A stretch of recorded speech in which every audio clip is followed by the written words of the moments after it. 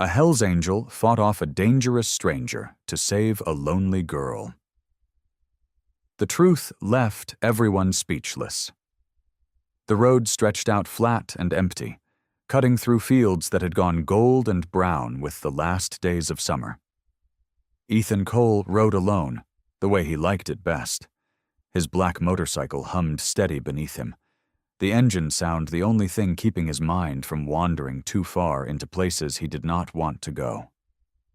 The wind pulled at his leather vest, the one he had worn for over 20 years. It was cracked in places now, softened by weather and time, covered in patches that told a story most people never bothered to ask about. His arms were covered in tattoos, faded blue ink that wrapped around muscle built from years of hard living and harder work. To anyone passing him on the highway, he looked exactly like what they feared. A big man. A rough man. The kind of man mothers pulled their children away from at gas stations. They did not know about the hour he had just spent, kneeling in a stranger's driveway, hands black with grease, fixing a busted chain on an old Honda that belonged to a kid who could not afford a mechanic. The kid had tried to pay him. Ethan had just shook his head, wiped his hands on a rag, and told him to pay it forward someday. Then he had climbed back on his bike and ridden off before the kid could argue. Before you continue listening, please let me know where in the world are you watching from today. Now, back to the story. That was how Ethan lived. Quiet kindness, no applause, no thanks needed. He rode past a faded green sign that told him he was still 60 miles from anywhere important. The sky above him had started turning the color of a bruise, purple and gray clouds rolling in from the west. Rain was coming. He could smell it in the air, that heavy, wet smell that always came before a storm. His mind drifted, the way it always did on long, empty roads. He thought about Daniel. 15 years had passed since his best friend disappeared. And still, some nights, Ethan swore he could hear Daniel's laugh echoing somewhere behind him on the highway. They had ridden together for years before everything fell apart. Daniel had been the kind of man who noticed things other people missed. Smart, careful. The kind of friend who would drive 3 hours in the middle of the night just because you sounded a little off on the phone. Then one day, he was just gone. No goodbye, no warning. Just an old letter left behind, folded in an envelope with Ethan's name written across the front in Daniel's careful handwriting. Ethan still carried it in the inside pocket of his vest, the paper soft and worn from being folded and unfolded 1,000 times over the years.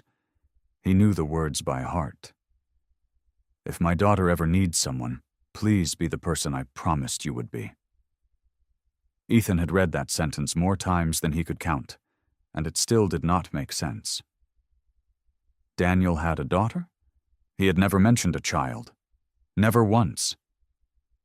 And yet the words sat there, heavy and unexplained, a puzzle Ethan had never been able to solve no matter how hard he searched. He had spent years looking, asking around in towns Daniel used to talk about, following leads that went nowhere. Eventually, the search had gone cold, the way most things do when hope runs out of road to travel on. Now, the guilt just lived inside him quietly, a weight he carried the same way he carried the letter. Thunder rumbled somewhere far off, low and deep, rolling across the flat land like a warning. Ethan glanced up at the darkening sky and felt the first fat drop of rain hit his cheek. He needed shelter. His eyes scanned the road ahead until he spotted a dim light glowing off to the side of the highway. A small diner sat alone near the edge of the road, its neon sign flickering weakly against the coming storm. The place looked half forgotten, the kind of roadside stop most people drove past without a second glance. But the rain was falling harder now, cold and sharp against his skin, and the promise of hot coffee sounded better than fighting the storm for another 60 miles. Ethan slowed his bike, turned off the highway, and rolled into the gravel parking lot as the sky above him finally opened up completely. The bell above the door gave a tired jingle as Ethan pushed inside, rain dripping off his shoulders and pooling on the worn linoleum floor. The diner was small, maybe 8 tables, and a counter with 6 stools, the kind of place that had probably looked exactly the same for 30 years. A radio, somewhere in the back, played an old country song, low and crackling. Every head turned when he walked in. Ethan felt it happen the way it always did. A mother at a corner booth pulled her son a little closer. An old man at the counter set down his coffee cup and watched him with narrow eyes. A trucker near the window shifted in his seat, like he was measuring the distance to the door. Ethan did not let any of it bother him anymore. He had stopped expecting anything different a long time ago. He walked to the counter, water dripping from his vest, and eased himself onto a stool like a man twice his size trying not to break the furniture. "Just coffee," he said, his voice low and rough, but not unkind. The man behind the register, an older fellow with a stained apron and tired eyes, nodded quick and disappeared toward the kitchen like he was glad to have a reason to leave. That was when Ethan noticed her. The girl working the counter was young, maybe 19, with dark hair pulled back into a ponytail that had started falling loose after what looked like a very long shift. She moved between tables with a kind of practiced tiredness, refilling coffee cups and clearing plates without ever really looking at anyone. Her name tag read, Lily. There was something about her that caught Ethan's attention, though he could not quite say what. Maybe it was the way she flinched a little when the bell above the door rang, like she was always braced for something. Maybe it was the way she smiled at customers, polite and practiced, but the smile never reached her eyes. She poured his coffee without meeting his gaze. "Thank you," Ethan said. Lily glanced up then, surprised, like she was not used to hearing those words. "You're welcome," she said quietly, and moved on to the next table. Ethan wrapped his hands around the warm mug and watched the storm through the window, rain streaking sideways in the wind. The diner was quiet, except for the radio and the occasional clink of silverware. Slowly, the customers around him relaxed, deciding he was not going to cause any trouble. The old man went back to his coffee. The trucker turned back toward his plate of eggs, but Ethan kept watching Lily. She worked alone behind that counter like she did not have anyone waiting for her anywhere. No co-workers laughing with her between orders. No customers asking about her day. She existed in the diner like a ghost, present but somehow invisible, moving through her shift with the tired patience of someone who had given up expecting things to be different. He recognized that kind of loneliness. He had carried it himself for 15 years. Ethan finished his coffee slower than he needed to, in no hurry to go back out into the storm.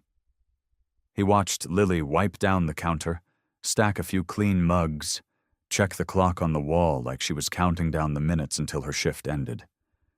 There was no one waiting outside for her, no car idling in the lot, just the storm and the long, dark road home, wherever home was for a girl like that. Finally, the rain outside started to ease, softening from a downpour into a steady patter against the roof. Ethan set a few bills on the counter, more than the coffee cost, and stood up, his joints stiff from the ride. "Thank you," he said again, nodding toward Lily. She looked up, and that was when Ethan saw it. Around her neck, hanging from a thin silver chain, was an old photograph, the edges worn soft and curling from years of being touched. She held it sometimes without seeming to realize it, her fingers brushing against it the way people touch things that matter more than anything else they own. Ethan could not see the picture clearly from where he stood, just the faded shape of two figures standing in front of something dark and industrial, a building maybe, or a warehouse. But he saw her eyes.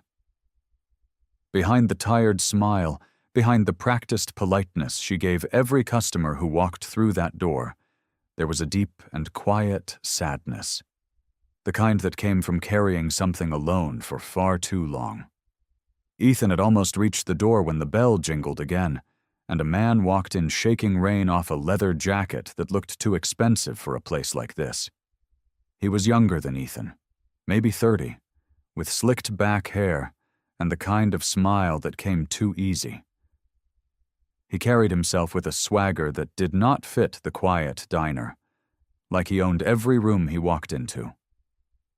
Ethan paused near the door, some old instinct telling him to wait. The man's eyes went straight to Lily. Not the way a hungry customer looks for a waitress, but the way a hunter looks at something he has already decided to catch. "Well, look who it is," the man said, sliding onto a stool at the counter. His voice was smooth, almost friendly. "Lily Mercer. Working late again?" Lily's whole body went stiff. Ethan saw it, the way her shoulders pulled up toward her ears, the way her hand drifted toward the photograph at her neck before she caught herself and let it fall back down. "Hey, Travis," she said, and her voice had lost every bit of the tired warmth she gave other customers. Now it was flat, careful, like she was picking her way across ice. "That's not much of a greeting for an old friend," Travis said, leaning forward on his elbows. "I just came by to talk, that's all. Can't a guy talk to a pretty girl?" "I'm working," Lily said, moving down the counter to put distance between them. Travis followed, sliding 2 stools down like it was nothing. "This won't take long. I just need you to give me something." "I already told you no." "Come on, Lily." His smile stayed in place, but something in his eyes had changed, gone harder underneath the friendliness. "You don't even know what that picture means. Somebody like you, holding on to some old photo like it's precious. It's not going to bring your daddy back." Lily's face went pale, but her jaw tightened. "That's none of your business." "Actually," Travis said, and now his voice dropped lower, losing the friendly edge entirely. "It is my business.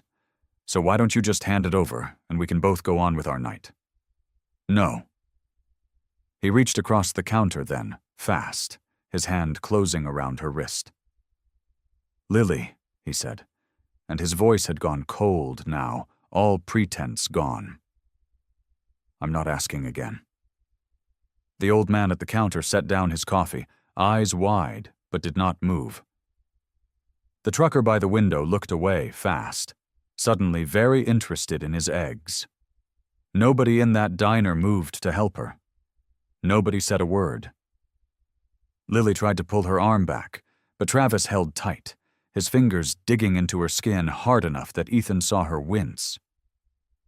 "You're hurting me," she said, her voice shaking now, all the careful control cracking. "Then give it to me." Ethan had seen enough. He crossed the diner in 4 long strides, boots heavy against the linoleum, and set his hand on Travis's wrist, not hard, but firm enough that the message was clear. "Let her go," Ethan said. Travis turned, startled, like he had forgotten anyone else was in the room. He took in Ethan's size, the leather vest, the tattoos running down his arms, and something flickered across his face. Not quite fear. Not yet. But close. "This isn't your business, old man," Travis said, though his voice had lost some of its edge. "I'm making it my business," Ethan said, his voice calm and even, the way a man speaks when he has nothing left to prove. Lily froze between them, her wrist still caught in Travis's grip, her wide eyes flicking from one man to the other like she could not believe what was happening. "She said no," Ethan said, and this time his voice dropped lower, quieter, but somehow it filled the whole room. "You heard her the first time." The diner had gone completely silent. Even the radio in the back seemed to fade into nothing. Every eye in the place was fixed on the two men standing at the counter, Lily caught between them, her arms still trapped in Travis's tightening grip. Travis looked down at Ethan's hand on his wrist, then back up at his face, and he laughed. It was a short, ugly sound. "You gotta be kidding me," Travis said, pulling his arm back but letting go of Lily's wrist in the process. He turned to face Ethan fully now, sizing him up with a smirk. "What is this, some kind of joke? You think because you got a leather vest and some ugly tattoos you're supposed to scare me?" Ethan said nothing. He just stood there, solid as a wall, his eyes steady on Travis. "I know guys like you," Travis went on, stepping closer, his voice rising so the whole diner could hear. "Big tough biker, riding around on your little motorcycle trying to feel like somebody. You probably can't even read without moving your lips." Still, Ethan said nothing. He glanced at Lily, just for a second, to make sure she had stepped back out of reach. She had. Her hand was pressed against her chest, right over the spot where the photograph hung beneath her shirt, and her eyes were locked on Ethan like she did not know whether to be grateful or terrified. "You gonna say something?"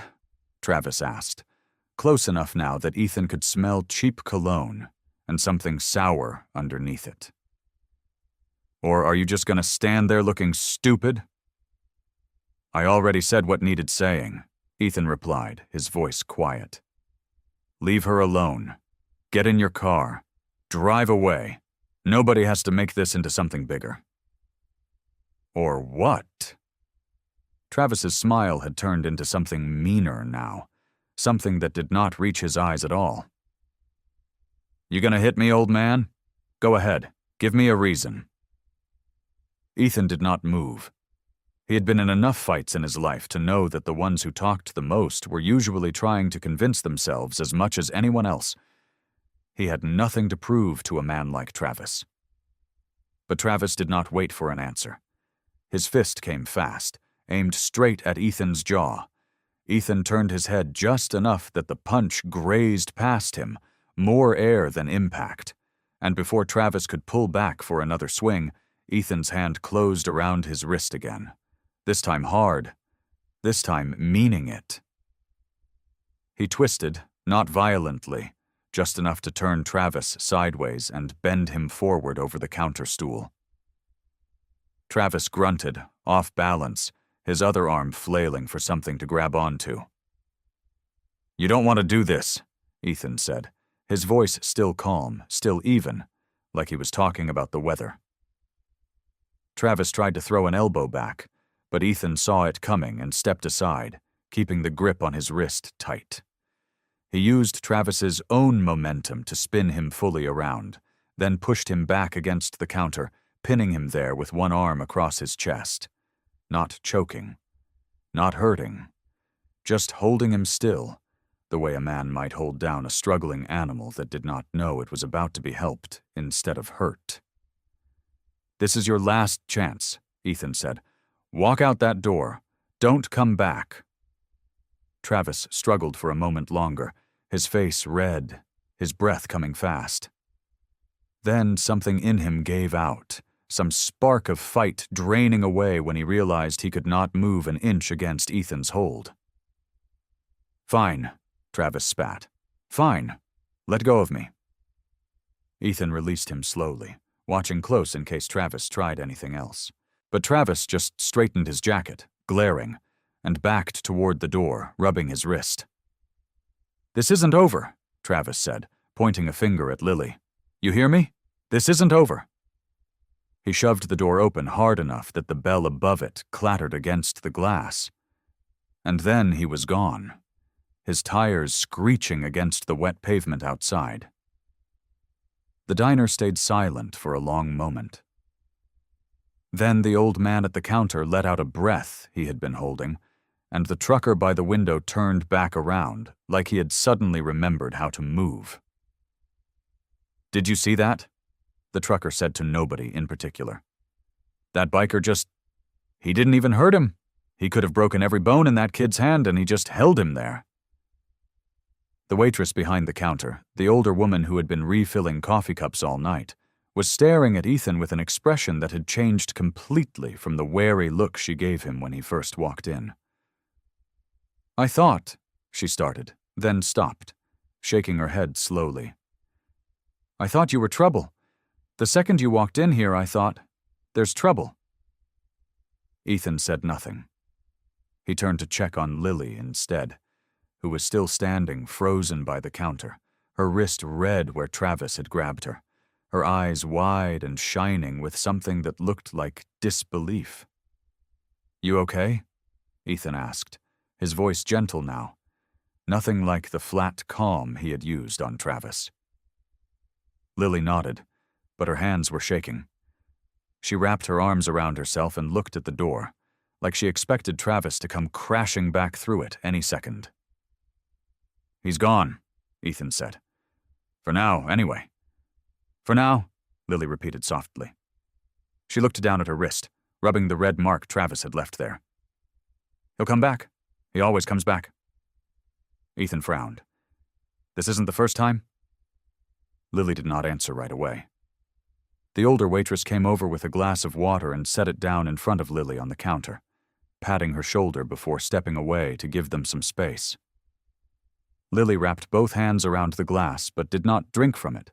She just held it, like it gave her something steady to hold on to. "Third time this month," she finally said. Ethan pulled out a stool and sat down slowly, careful not to crowd her. He was a big man, and he knew it.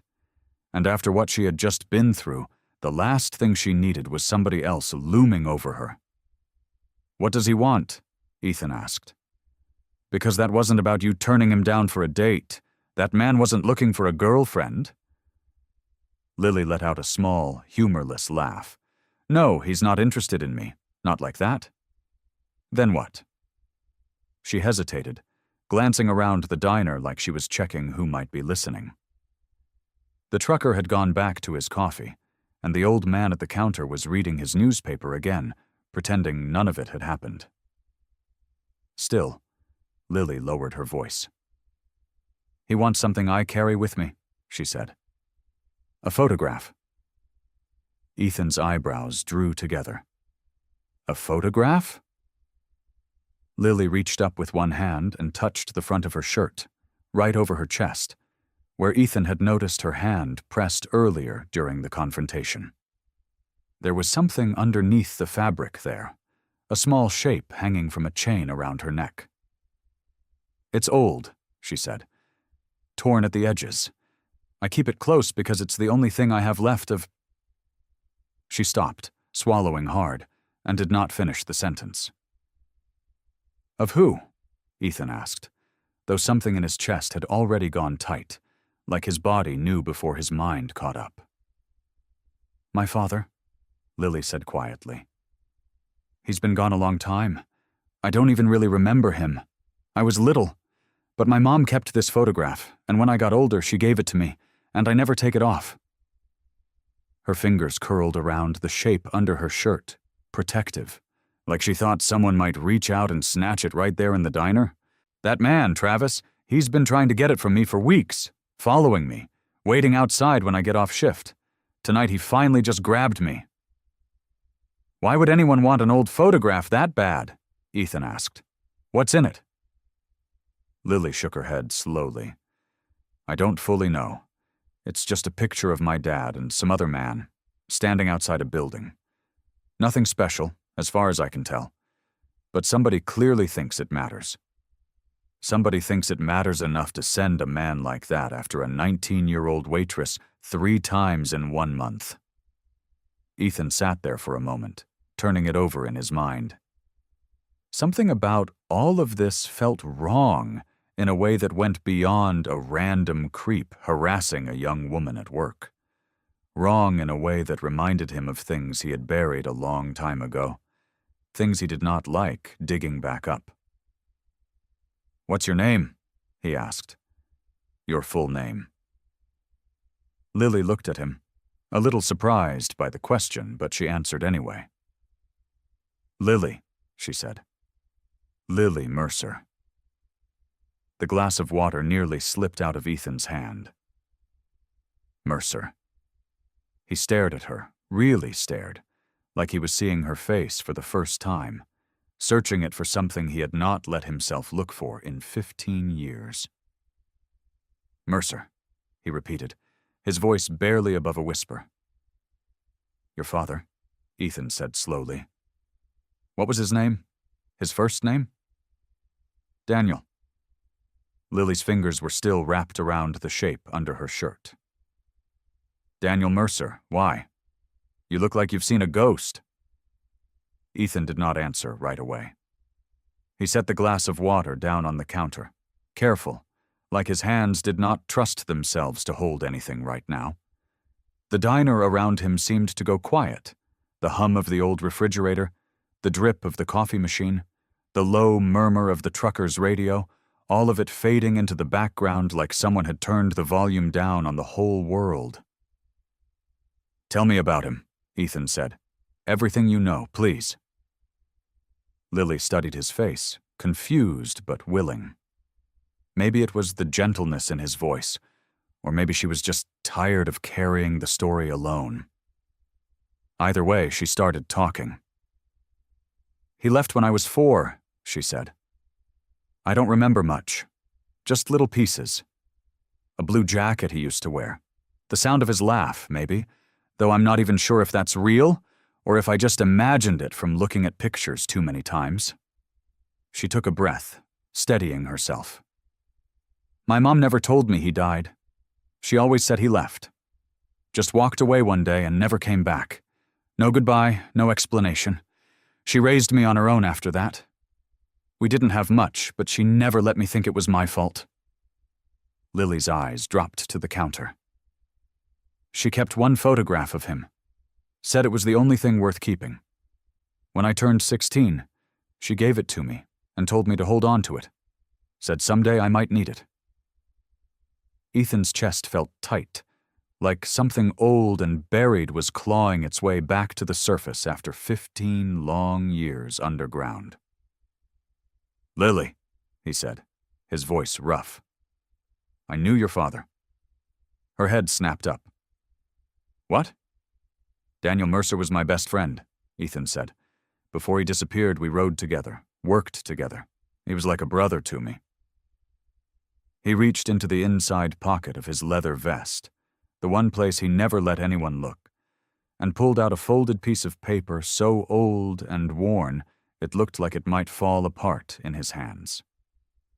The creases had been folded and unfolded so many times over the years that the paper had gone soft, almost like cloth. "He left me this," Ethan said, "the week before he vanished. I've carried it every single day since, 15 years. He unfolded it slowly and set it on the counter between them, smoothing it flat with 2 fingers that were not quite steady. Lily leaned forward and read the single line written in careful handwriting. "If my daughter ever needs someone, please be the person I promised you would be." She stared at the words for a long moment. Then she looked up at Ethan, her eyes wide, searching his face like she was trying to find her father hiding somewhere behind his features. "I didn't even know he had a daughter," Ethan said quietly. "He never told me. All these years I thought maybe I misunderstood the letter. Maybe it meant something else. Some kind of code, or a friend I never met, or—" He shook his head. "I never stopped looking. Not really. But I never found anything. Never found anyone." "That's—" Lily's voice cracked. She pressed a hand to her mouth for a second, like she was trying to hold something in. "That's me. That's what he meant. He meant me." Ethan looked at her, really looked, and this time he saw it.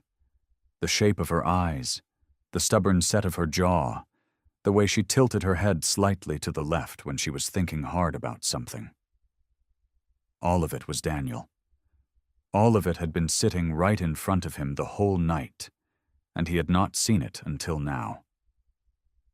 "You're his daughter," Ethan said, the words coming out slow and heavy, like he could hardly believe he was finally saying them out loud. "You're the girl in that letter." Lily's hand was shaking again, but this time it was not fear. She reached up and pulled the chain out from under her shirt, revealing a small, worn photograph hanging from it, its edges soft and torn from years of being held. "I think," she whispered, "you're the man my father wanted me to find." The diner owner, a heavy-set man named Gus, had already flipped the sign on the front door to closed.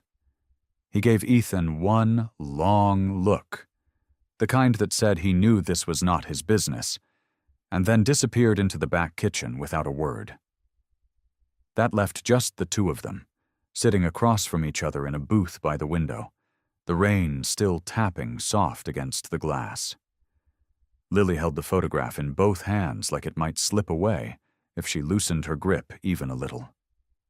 She finally set it on the table, turning it so Ethan could see. It showed two men standing outside a warehouse, both of them younger, both of them squinting against sunlight. One was Daniel, unmistakably, with that same jaw Lily had inherited. The other man was someone Ethan did not recognize, older, heavier, wearing a suit that did not match the rough setting. "You don't know him?"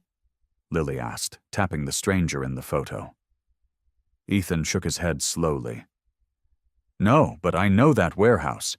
Used to be on the edge of town, off Route 9. Been abandoned for years, far as I remember. My mom said this photo was the only thing my dad left behind that meant anything. She never explained why, just said to keep it safe. Always." Lily's voice grew quiet. "I used to think it was because it was the last picture of him, something to remember his face by. But now I'm not so sure that's the whole reason." Ethan studied the photograph closer, turning it toward the hanging light above the booth. There was something written on the back, faint, almost worn away completely. He held it up so Lily could see, too. "Can you make that out?" he asked. She squinted. "Letters, maybe, or numbers. It's too faded." Ethan set the photo down gently, like it was something fragile that could break if he was not careful. "Lily, I need you to understand something. Your father did not just disappear one day for no reason. Men like Daniel, men I knew, they do not walk away from their families unless something forces their hand. I do not know what happened yet, but I intend to find out." "You'd do that?" Lily asked. "For someone you never even knew existed until tonight?" "I made a promise," Ethan said. 15 years ago, I did not know how to keep it. Tonight, I finally do." Lily wrapped her arms around herself, like she was trying to hold something together. Nobody has ever looked for answers about my dad. Not really. My mom stopped asking questions a long time ago. She said it was easier that way. Safer, maybe. "Safer from what?" Ethan asked, and something in his gut told him this was the real question, the one that mattered. Lily did not answer right away. She was still staring at the photograph when the front door of the diner rattled hard, like someone had tried the handle and found it locked. Ethan's whole body went still. He stood up slow, moving toward the window, and looked out into the dark parking lot. A car was parked at the far edge, engine running, headlights off. Ethan could just make out two shapes inside, sitting there, waiting. "Lily," he said quietly, "get behind the counter, now." She did not argue. She grabbed the photograph and slid out of the booth, ducking low as she moved. Ethan stepped outside into the rain, his boots splashing through puddles on the cracked pavement. The car door opened, and Travis stepped out, favoring one arm, the same arm Ethan had grabbed earlier that night. But Travis was not alone. Another man climbed out from the passenger side, tall, quiet, wearing a dark coat that looked far too clean and expensive for a night like this. He did not look like the kind of man who got his hands dirty. He looked like the kind of man who paid other people to do it for him. "You should have stayed out of this," Travis said, his voice tight with anger and something else. Fear, maybe. "Who's your friend?" Ethan asked, standing his ground. The man in the dark coat studied Ethan carefully, like he was calculating something. Then he spoke, his voice calm and cold. "We have been looking for that photograph for a very long time, Mr. Cole. Longer than you can imagine." Ethan felt something shift inside him, a cold understanding settling into his chest. Travis had never been working alone. This went deeper, further back, and whoever this man was, he had been searching for Lily and that photograph for years. The rain had stopped sometime before dawn, leaving the world outside washed clean and gray. Ethan had not slept. He had sat in a hard wooden chair by the window of Gus's back room all night, watching the parking lot, listening for engines that never came back. Travis and the man in the dark coat had left quickly after their warning, disappearing into the night like smoke. But Ethan knew men like that did not give up. They just waited for a better moment. By 6 a.m, he had made his decision. "Pack whatever you need," he told Lily, who sat curled in the corner of the small room Gus kept for storage, wrapped in a blanket the old diner owner had found for her. "We're leaving before the town wakes up." Lily looked at him with tired eyes. "Leaving to where?" "Someplace safe. I know a man, Marcus Reed. Runs a garage about 2 hours from here. He's family, the kind that matters. He'll let us stay while we figure out what we're dealing with." She did not argue. She had stopped arguing sometime around 3 a.m, when it became clear that Ethan was not going to leave her alone no matter what she said. They rode out as the sun came up, Lily sitting behind Ethan on the motorcycle, her arms wrapped tight around his waist, the photograph tucked safe inside her jacket pocket. The wind was cold, but it felt like moving away from something instead of running from it. Ethan liked that feeling. It had been a long time since he felt like he was moving toward a purpose instead of just moving. Marcus's garage sat at the edge of a small town, a long metal building with motorcycles parked in neat rows outside, and a house behind it where Marcus lived alone since his wife passed a few years back. Marcus took one look at Ethan's face when they pulled in and did not ask questions. He just nodded and said, "Pull around back. Nobody's going to bother you here." Inside the house, Lily sat at the kitchen table, while Marcus made coffee, and Ethan explained enough of the situation to make his old friend's jaw tighten. Marcus did not say much, but the way he looked at Lily, careful and kind, told Ethan everything he needed to know. This was a safe place. Later, when Marcus had gone out to the garage to give them privacy, Lily wrapped her hands around a warm mug and stared down into it like she was trying to read something written in the coffee itself. "Can I ask you something?" she said. "Go ahead." "Why did you step in? Last night, at the diner. Before you even knew who I was. Before any of this." She looked up at him. "Nobody does that. Not for a stranger." Ethan leaned against the counter, arms crossed, thinking about how to answer honestly. "Some people walk past trouble because they think it's not theirs to fix. I never saw it that way. If I can help, I help. Simple as that." "It's not simple," Lily said, her voice cracking just slightly. "Not for me. My whole life, people have looked the other way. Teachers, neighbors, even some of my own family, after my dad left and things got hard for my mom. Everybody had a reason to not get involved. I got used to it. I stopped expecting anyone to stand up for me a long time ago. Her eyes were wet now, though she blinked hard, like she was trying to stop it. Last night, she continued, when you stood between me and Travis, and then again outside the diner with that other man, I kept waiting for you to back down. Everyone always does eventually. But you didn't. Ethan felt something tighten in his chest, a familiar ache that he recognized now as something close to love, the kind a father might feel, the kind he had never gotten the chance to feel for anyone before. I'm not backing down, he said quietly. Not now, not later. You hear me?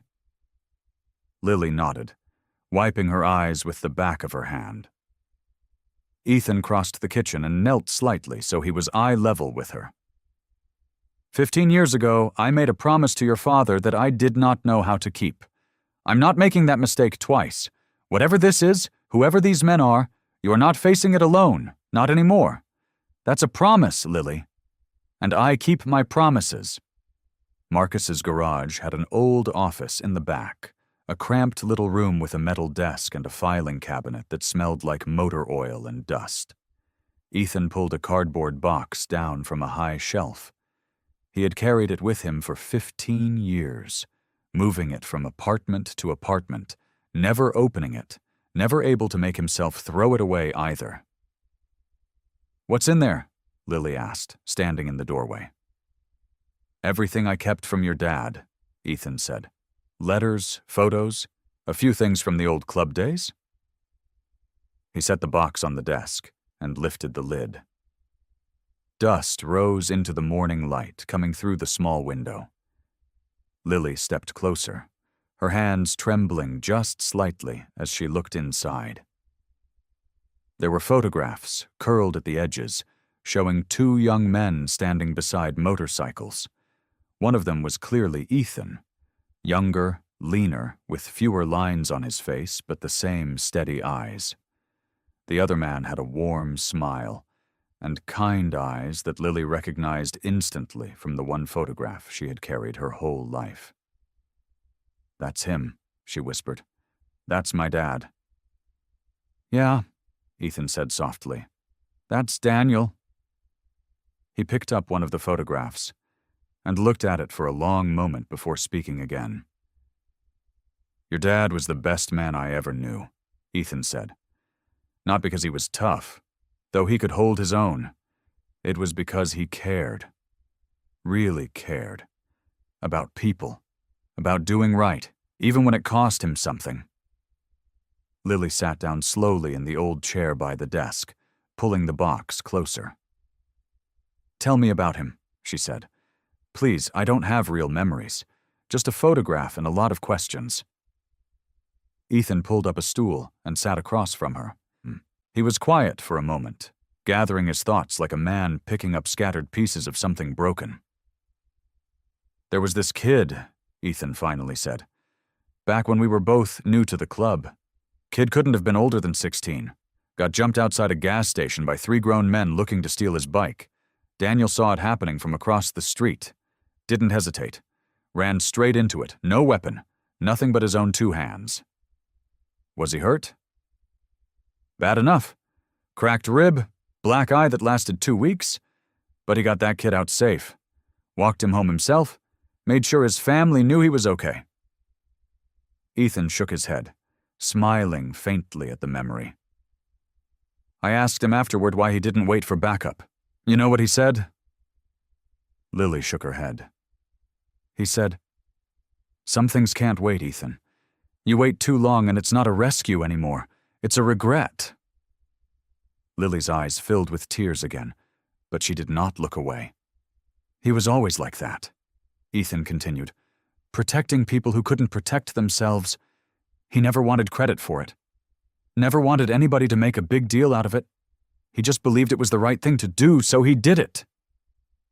Lily reached into the box and carefully pulled out a folded letter, the paper soft and worn from age. She opened it slowly, her eyes scanning the handwriting. This is his handwriting? she said quietly.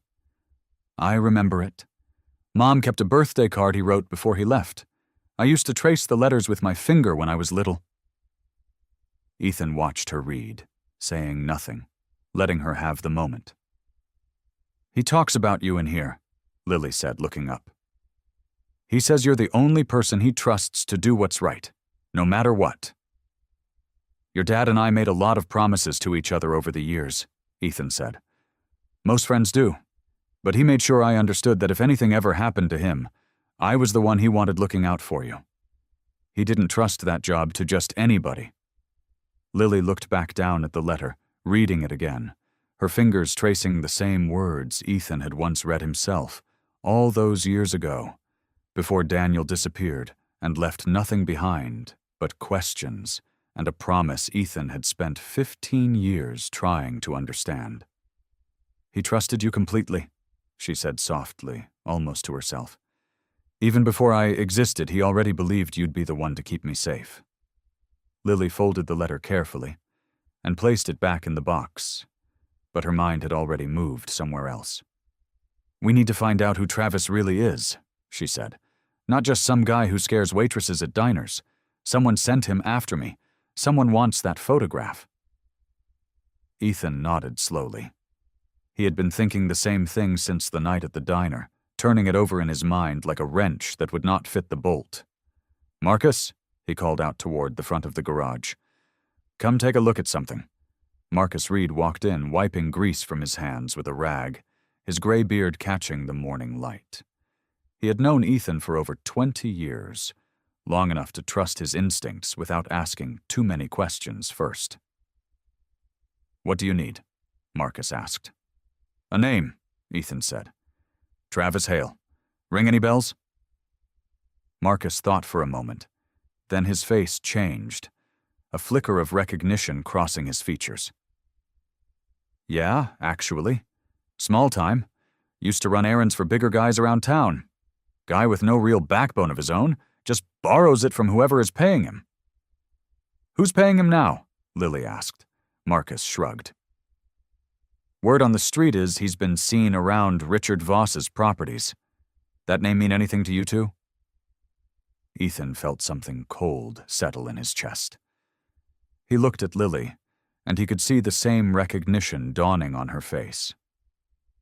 Richard Voss, Lily repeated. That name was in Dad's letter.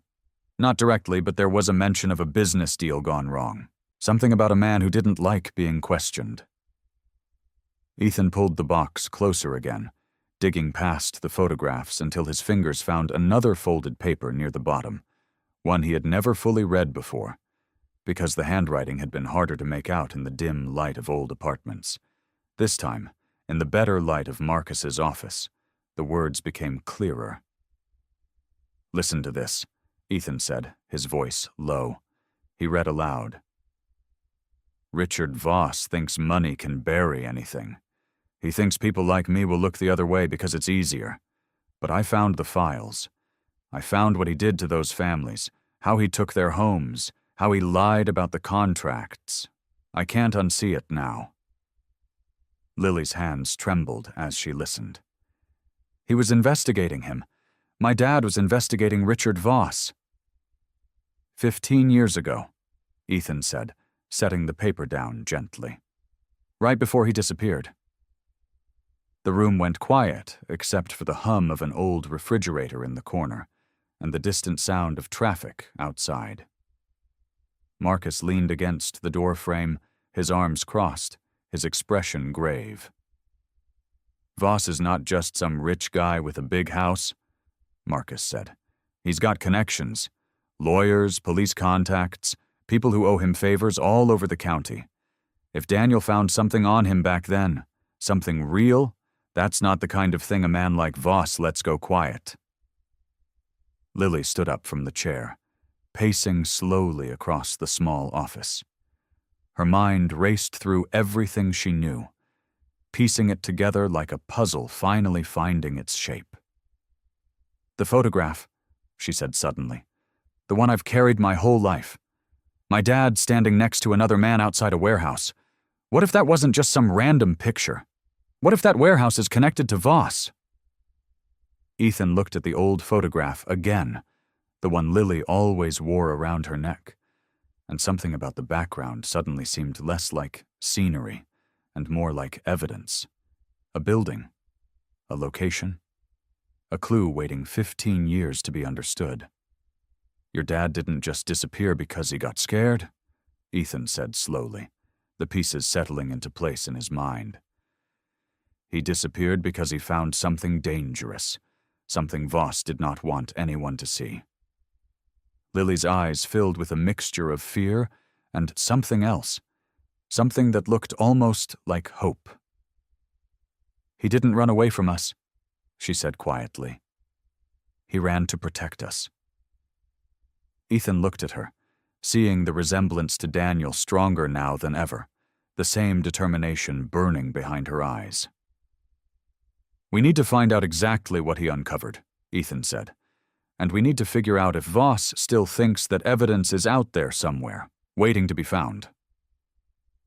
Marcus cleared a space on the workbench, pushing aside a stack of old invoices and a coffee cup that had gone cold hours ago. He set down a bright work lamp, the kind mechanics use to check for cracks in engine blocks, and angled it toward the wood surface. "Bring it here," he said. "Better light. If there's something hidden in that picture, we'll see it now." Lily lifted the photograph over her head, the thin chain catching for a moment on a strand of her hair before she carefully worked it free. She had carried this picture every single day since she was old enough to understand what it meant. She had looked at it 1,000 times before school, 1,000 times before bed, tracing the edges with her thumb until the corners had softened and worn smooth. But she had never looked at it like this, under a bright light, with someone beside her who believed there might be more to see. She placed it under the lamp. Ethan leaned in close, his broad shoulders blocking some of the light until Marcus nudged him gently to the side. The photograph showed a younger Daniel, maybe 30 years old, standing beside another man Ethan did not recognize. Both men stood in front of a large metal building, the kind used for storage or shipping. The sky behind them was gray, like it had been an overcast day. Daniel was not smiling. He looked serious, almost tense, like a man who knew he was being watched. "Look at his hands," Lily whispered. Ethan looked. Daniel's hands were at his sides, but his right hand was turned slightly, fingers pointing toward the building behind him instead of hanging naturally. "He's pointing at something," Ethan said, "on purpose." Marcus grabbed a magnifying glass from a drawer full of small tools and handed it to Lily. She held it over the photograph, moving it slowly across the surface, searching every inch like she was reading a map for the first time. Then she stopped. "There," she said, her voice suddenly sharp with excitement. "On the building, above the door." Ethan took the magnifying glass from her and looked where she pointed. Faint but visible, painted in white numbers that had faded with age and weather, was a series of digits stenciled onto the metal siding. "Warehouse 14, Ethan read aloud. "Building 14. "That's not just an address," Marcus said, stepping closer, his interest now fully caught. "That's specific. Warehouses like that, they get numbered for shipping records. If this is part of some old industrial complex, there could be dozens of buildings just like it. Your dad wanted people to know exactly which one." Lily's eyes moved further along the photograph, past the numbers, toward the corner of the frame near the bottom. "What is that?" she asked, pointing. Ethan bent down to look closer. Nearly hidden in the shadows near the base of the building was a small marking scratched into the metal, almost too faint to notice unless someone was looking for it directly. It looked like a symbol, a rough circle with a line crossing through it, like something a person might carve quickly with a key or a knife. "That's not part of the building," Ethan said slowly. "That's a mark someone made." On purpose. Lily felt her heart pounding in her chest. She had stared at this photograph for 15 years, believing it was simply a memory, one last image of her father before he vanished from her life. She had never imagined it might be something else entirely. He wasn't just posing for a picture, she said, her voice trembling slightly. He was leaving directions. Ethan straightened up, looking at her with a steady, serious expression. Your dad knew people might come looking someday. Maybe he knew you would be the one to find it. He couldn't leave a map with his name on it, not with Voss watching everything. But a photograph, an old picture a little girl might keep close to her heart for years, nobody would think twice about that. Marcus nodded slowly, arms crossed, his voice quiet with respect. Smart man, hiding the truth in plain sight, where only the people who loved him would ever bother to look close enough. Lily picked the photograph back up, holding it gently in both hands, looking at her father's face in a way she never had before. Not as a man who left her, as a man who had been trying, in the only way he could, to reach her across all those years. He left me a message, she said softly. He wanted me to find it. They found the warehouse 2 days later. It sat at the edge of an old industrial park, one of a dozen buildings that had been left to rot when the factories moved away years ago. Weeds grew up through cracks in the parking lot. Windows were broken or boarded. A rusted chain-link fence sagged around the property, and someone had cut a hole in it big enough for a person to slip through. Ethan parked his motorcycle a quarter-mile down the road, hidden behind a stand of trees. He did not want anyone driving past to notice it. Stay close to me, he told Lily as they walked toward the fence. If I tell you to run, you run. Don't stop to ask why. Lily nodded. Her heart was beating fast, but she felt something else too. Something steady underneath the fear. She was not doing this alone. They slipped through the gap in the fence and crossed the empty lot. Building 14 stood at the far end, exactly like the photograph. The white numbers above the door had faded even more over the years, but they were still there if you knew to look for them. Ethan held up a hand, signaling Lily to wait. He walked to the door first, testing it slowly. It was unlocked, the hinges rusted and groaning as he pushed it open. Inside, the warehouse was dark and smelled like mildew and old metal. Sunlight came through gaps in the roof, cutting thin lines across the dusty floor. Stacks of broken pallets sat against one wall. Empty shelves ran along another, covered in a layer of dust so thick it looked like snow. Stay behind me, Ethan said quietly. He walked in first, his eyes moving across every shadow, every corner. He had learned a long time ago how to read a room, how to notice things that seemed wrong. A sound that shouldn't be there. A shape that didn't belong. The warehouse was quiet except for the wind moving through the broken windows. Lily followed close behind him, her eyes searching the walls just like he had taught her, looking for anything that matched the small marking they had found, scratched into the metal in the photograph. Over here, she whispered. Near the back wall, half hidden behind a stack of old wooden crates, was the same symbol. A rough circle with a line through it, carved into the concrete near the floor. Ethan knelt down and moved the crates aside. Behind them was a section of the floor that looked different from the rest. A square patch of concrete slightly lighter in color, like it had been poured at a different time. This wasn't part of the original floor, Ethan said. Somebody added this later. He found a crack along one edge and pressed his fingers into it, pulling. At first, nothing happened. Then, slowly, the square of concrete lifted, revealing that it was not concrete at all, but a thin piece of wood painted to look like the floor around it. Underneath was a metal container, the size of a small suitcase, rusted at the edges but sealed tight. Lily knelt beside him, her hands trembling as she reached for it. "Wait," Ethan said gently. "Let me check it first." He examined the edges carefully, looking for wires or anything that seemed wrong. Daniel had been careful his whole life. It made sense he would be careful about this too. But there was nothing. No trap, no trick. Just a simple latch, rusted shut from years underground. Ethan worked the latch loose with his pocket knife, and after a moment it gave way with a small metallic click. Inside, wrapped in plastic to keep out the moisture, were journals. Notebooks filled with handwriting Lily recognized instantly. The same handwriting from the letter her mother had kept all these years.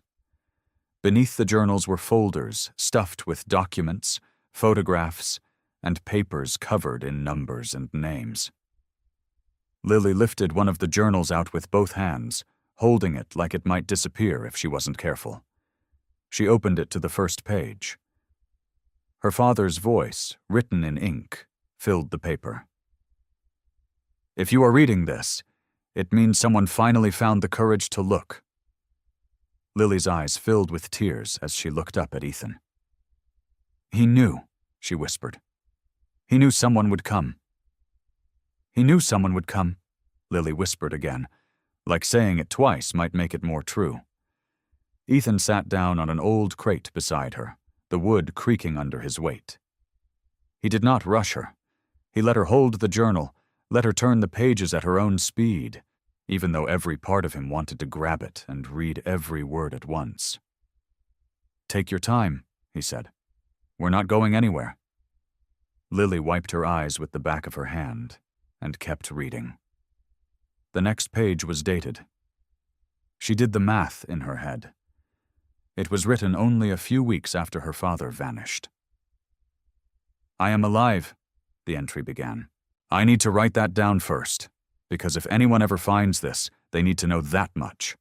I am alive, and I am not coming home. Not yet. Maybe not ever." Lily's hands shook. She read the words out loud, slow and careful, like she was afraid they might break if she said them too fast. Ethan leaned forward, listening. "Richard Voss knows I have proof," the journal continued. "He knows I saw what he did to those families, how he stole from them, how he ruined people who trusted him. He told me, in his calm business voice, that accidents happen to men who don't know when to stop looking. He did not have to say more than that. I understood exactly what he meant." Lily turned the page. Her father's handwriting grew smaller, tighter, like he was trying to fit more thoughts onto less paper. "I thought about going to the police. But Voss has friends everywhere, in offices I never expected. I could not trust that my family would be safe if I stayed and fought this the normal way. So I made the only choice that made sense to me. I disappeared.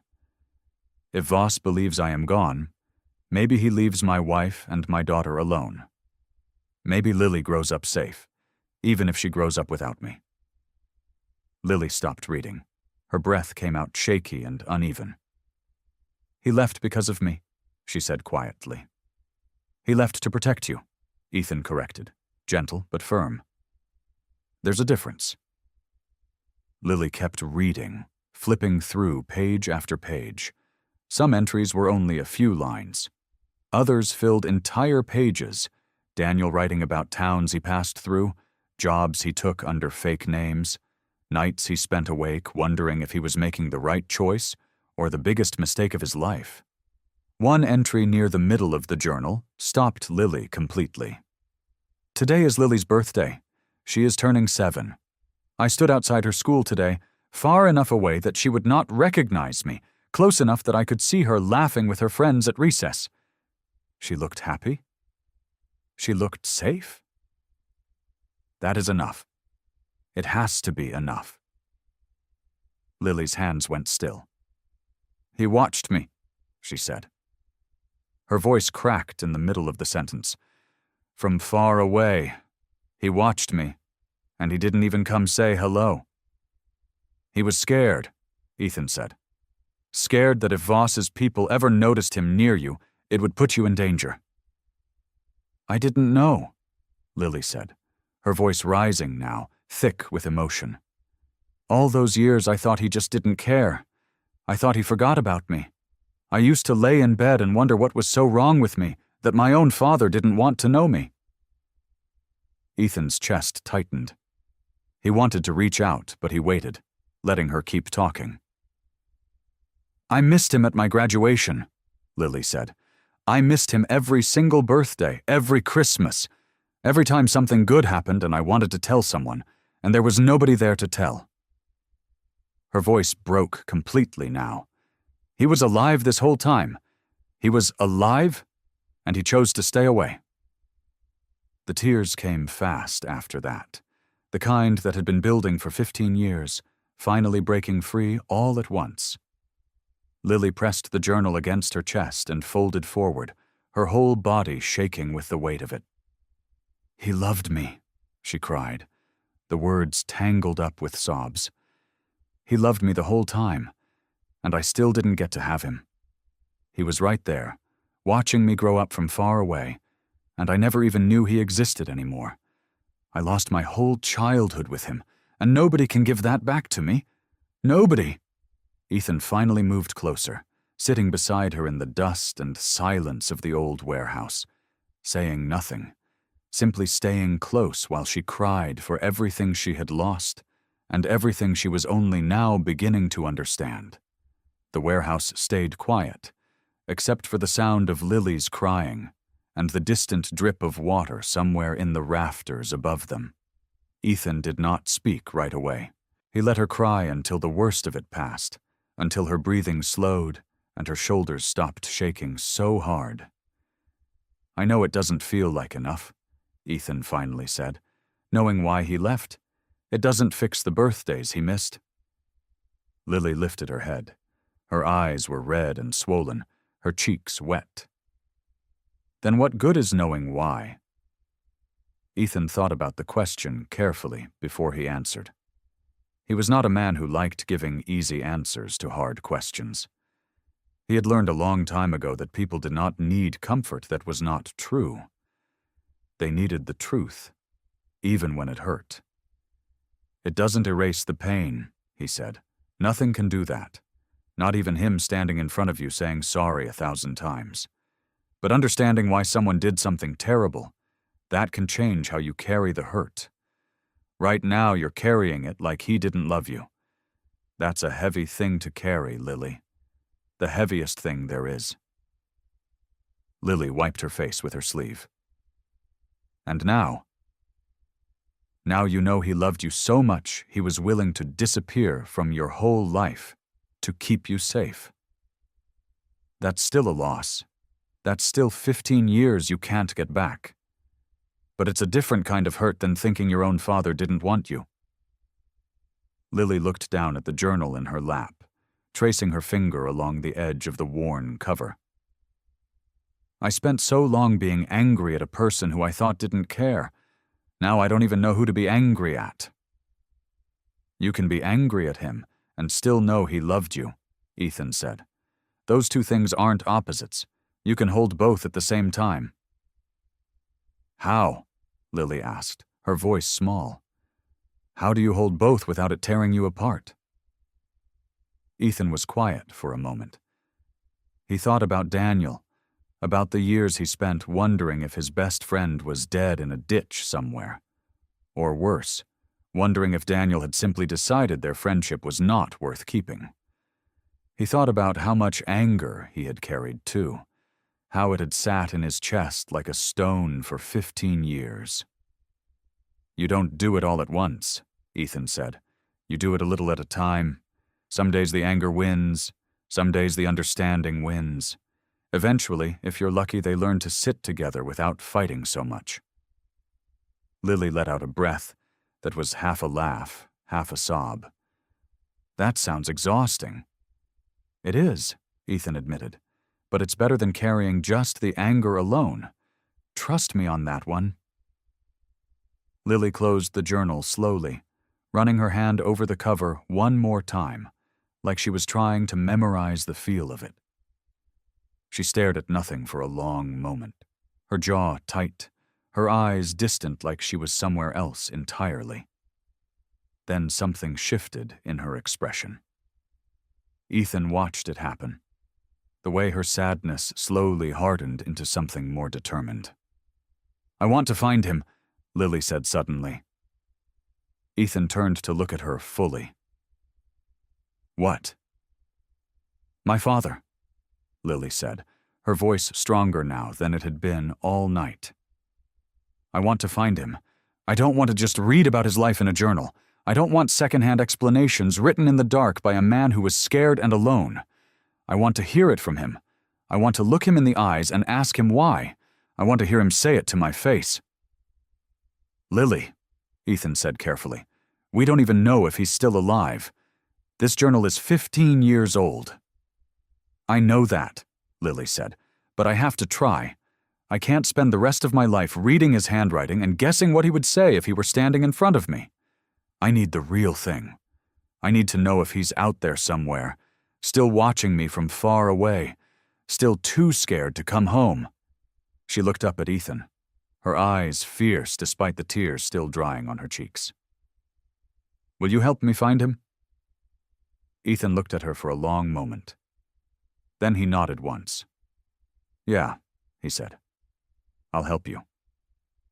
That single word felt heavier than any promise he had made in years. But he meant it. He had failed to find Daniel for 15 years. He was not going to fail Lily now. They spent the next 3 days going through every page of the journal, looking for anything that might tell them where Daniel had gone. Most of the entries were about fear and hiding, about watching Lily from a distance without ever letting her see him. But near the back, tucked between pages about Richard Voss and warehouse records, they found something different. A name, written small, almost hidden in the margin. Foster, a town 4 hours north, near the mountains. "Why would he write that down?" Lily asked, squinting at the faded ink. Ethan rubbed his jaw. "Maybe it's where he was planning to go. Maybe it's where he ended up. It was not much, but it was something. Marcus helped them dig through old property records, the kind of records a regular person would not know how to find, but a man with the right connections could get his hands on." It took 2 days of phone calls and favors before Marcus finally called Ethan with an address. "Small cabin outside Foster," Marcus said over the phone. "Bought under the name Daniel Walsh, cash, about 12 years ago. Property taxes paid every year, quiet as a mouse. Nobody's bothered him. Sounds like your man." Ethan felt his chest tighten. 12 years. Daniel had been living quietly in the mountains for 12 years, while Lily grew up thinking he did not care. "Thank you, Marcus," Ethan said. "I owe you." "You don't owe me nothing," Marcus said. "Just go get your friend." Ethan and Lily rode north the next morning. Lily sat behind Ethan on the motorcycle, her arms wrapped tightly around him, her face pressed against his back to block the wind. Neither of them spoke much during the ride. There was too much to say, and not enough words to say it with. The road wound up into the mountains, past thick pine trees and quiet fields. Foster was a small town, the kind of place where everyone knew everyone. But nobody asked too many questions if you kept to yourself. They stopped at a small store to ask directions, and an old woman behind the counter pointed them toward a dirt road that curved up into the hills. "Fella that lives up there keeps to himself," the woman said. "Real quiet. Grows his own vegetables. Never bothers nobody." Lily's hands tightened around Ethan's jacket. They followed the dirt road for almost a mile, the motorcycle bouncing over ruts and rocks, until a small wooden cabin came into view. It sat at the edge of a clearing, surrounded by tall pines, with smoke curling up from a stone chimney.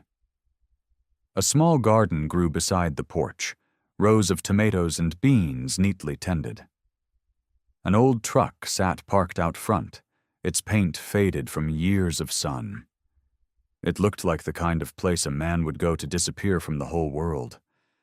Ethan pulled the motorcycle to a stop at the edge of the clearing and cut the engine. The quiet that followed felt enormous, filled only with the sound of wind moving through the trees and a bird calling somewhere in the distance. Lily climbed off the bike slowly, her legs unsteady, her eyes fixed on the cabin. "That's it," she whispered. "That's really it." Ethan took off his helmet and set it on the seat. He looked at Lily, saw the fear and hope tangled together on her face, and understood exactly how she felt. He had waited 15 years for this moment, too. "You want me to go first?" he asked gently. Lily nodded, her throat too tight to speak. Ethan walked toward the cabin, his boots crunching against the gravel path. Every step felt like walking backward through 15 years of guilt and wondering. He climbed the 2 wooden steps onto the porch, raised his hand, and knocked 3 times on the door. For a moment, nothing happened. Then he heard footsteps inside, slow and careful. The door opened. Daniel Mercer stood in the doorway, older than Ethan remembered, his hair gray at the temples, his face lined with years of hiding. For a long moment, neither man said anything. They simply stared at each other, 2 old friends standing on opposite sides of 15 years. "Ethan," Daniel finally whispered, his voice breaking. "You found me." Ethan stepped to the side. Daniel's eyes moved past him, searching, and then they found her. Lily stood at the edge of the clearing, the wind pulling strands of hair across her face. She did not move. She could not move. The man in the doorway was older than the photograph she carried around her neck, his shoulders more stooped, his hands rougher. But his eyes were the same eyes she had stared at every night growing up, wondering what they looked like when they smiled at her. "Lily," Daniel said. Her name came out of him like it hurt to say. He walked down the porch steps slowly, like his legs did not trust the ground anymore. Halfway across the yard, his composure broke completely. He dropped to his knees in the dirt, right there in front of her, and put his hands over his face. "I am so sorry," he said, his voice cracking apart. "I am so sorry, Lily. Every birthday, every Christmas, every single day I was not there, I thought about you. I told myself I was keeping you safe, but I know that does not fix anything. I know I cannot give you back what I took." Lily stood frozen, her arms wrapped around herself like she was trying to hold her own heart together. "You left," she said, and her voice shook. "You just left. Mom cried for years. I used to sit by the window on my birthday thinking maybe this year you would show up, and you never did." "I know," Daniel said, looking up at her, his face wet. "I know, and there is no excuse good enough. I was scared. Voss had people watching us. I thought if I stayed close to you, I would put you in danger. I thought leaving was the only way to protect you. I was wrong to think that mattered more than being your father." Lily's chin trembled. 15 years of anger and hope crashed together inside her chest, and for a moment she did not know which one would win. Ethan stood back near the porch, giving them space, but he watched Lily closely, ready to step in if she needed him. "I don't forgive you," Lily finally said. "Not yet. Maybe not for a long time. But I came all this way. I want to hear it, all of it." Daniel nodded, wiping his face with the back of his hand. "That's more than I deserve." They sat together on the porch steps as the afternoon light slanted through the pines. Daniel talked, slowly at first, then faster, like the words had been trapped inside him for years, and finally found a way out. He told her about the night he found the documents in Voss's warehouse, about the phone calls that started coming to their house, quiet threats disguised as small talk. About the morning he packed a bag and drove north, believing with his whole heart that vanishing was an act of love. Lily listened. She did not smile. She did not reach for his hand. But she listened, and slowly, the stiffness in her shoulders began to soften. Inside the cabin, Daniel showed them a small metal box hidden beneath a floorboard. Inside were copies of old records, bank statements, and photographs, evidence he had kept hidden for over a decade, proof of everything Voss had done. "This is it," Daniel said, holding the box carefully. "This is what will finally clear my name." Ethan felt something loosen in his chest for the first time in 15 years. They were close. Finally close. But as the sun began to dip behind the mountains, the sound of an engine cut through the quiet. Headlights swept across the clearing. Travis Hale stepped out of a dark truck, a crowbar in his hand, and a cold smile on his face. "Should have known you'd come running up here," Travis said, walking toward the cabin. "Voss figured you might." Ethan moved in front of Lily and Daniel, but Travis was fast. He shoved past him, knocked the metal box from Daniel's hands, and grabbed the scattered papers before Ethan could stop him. He shoved them into a bag slung over his shoulder, and before anyone could react, he pulled a lighter from his pocket and set the remaining pages on fire, dropping them into the dirt. Flames curled up around 15 years of hidden truth. "Tell Voss thanks for nothing," Travis said, backing toward his truck. "This ends here." He climbed in and sped off down the dirt road, leaving nothing behind but smoke and ashes scattering across the clearing. The fire died down to a small black scar in the dirt. Nobody moved to stomp it out. There was nothing left worth saving. Daniel stood staring at the ashes like he was watching 15 years of his life burn a second time. His hands were shaking. He knelt down and touched the scorched edge of one paper, but it crumbled to nothing between his fingers. "It's gone," he said quietly. "All of it. Gone." Lily stared at the smoke curling up into the evening sky. Her face had gone pale, and her hands were pressed against her mouth like she was trying to hold something in. "There has to be another way," Ethan said. His voice was rough. "We can find another way. We know what he did now. We can dig up more proof." Daniel shook his head slowly. He looked older than he had a few minutes ago, like the fire had burned years onto his face, too. "Voss will never stop," Daniel said. "He knows I'm here now. He knows Lily is with me. As long as I am near her, she is in danger." He turned to face Lily, and his eyes were wet again. But this time it was not from apology.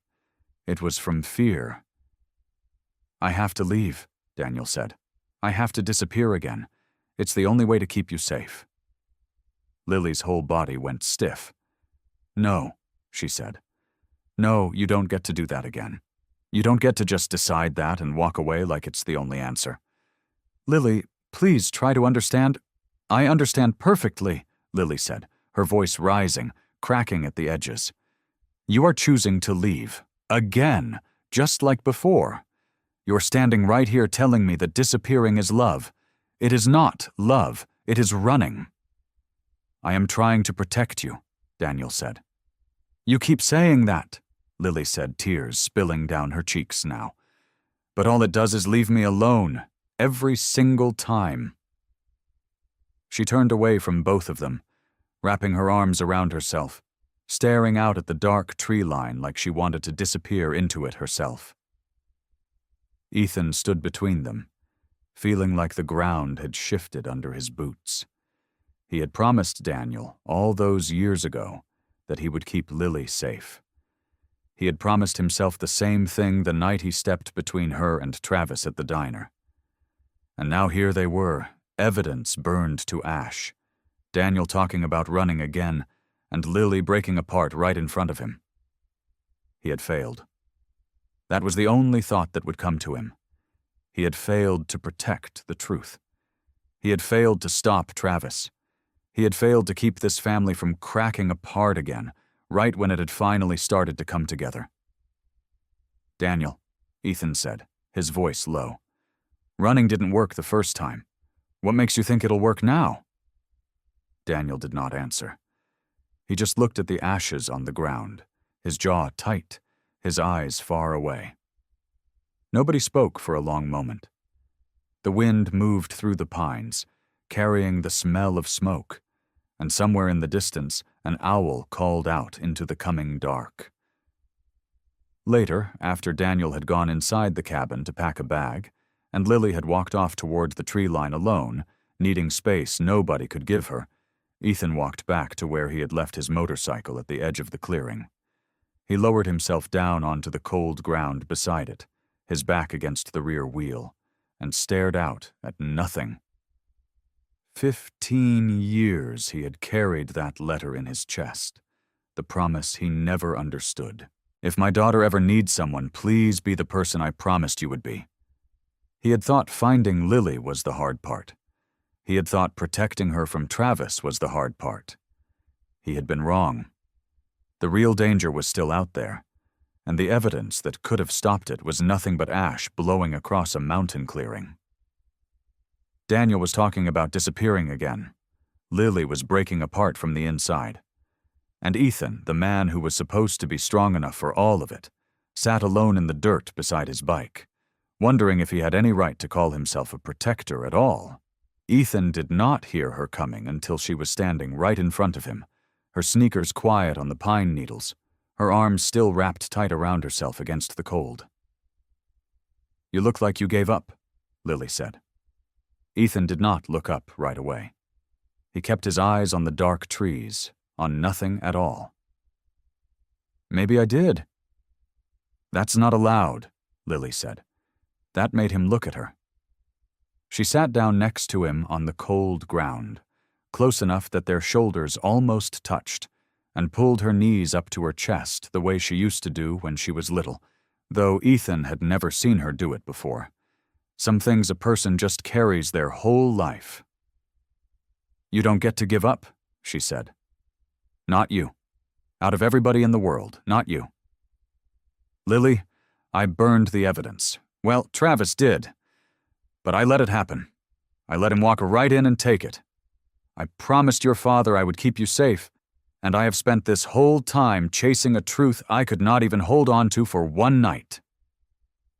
"Stop it," Lily said, sharp enough that a bird somewhere in the branches above them fluttered and went quiet. "Just stop talking like that." Ethan closed his mouth. He waited.